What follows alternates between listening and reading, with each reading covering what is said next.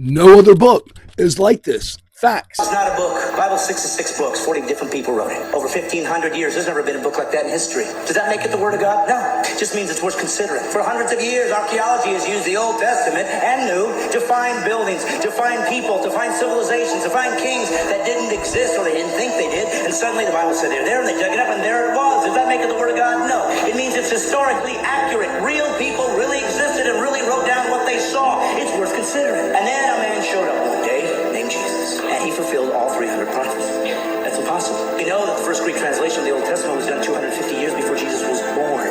How could they possibly know that he'd be born? And how could they possibly know he was going to be crucified when crucifixions didn't even exist as a capital punishment yet? How could they know that he'd be betrayed for 30 pieces of silver 250 years before there was a Jesus? Does it make it the Word of God? No, but it's getting close. And then Jesus said he would fulfill these things and did miraculous things to prove I'm not just a guy talking like everybody else. Look what I've done. And then he said this, I'm going to prove it to you. I'm going to die, and I'm going to come back to life. Nobody ever done that. And he died, and all those who were with him 3 years ran in fear. And they ran away, and they said, I guess we were wrong. And then something happened. Something happened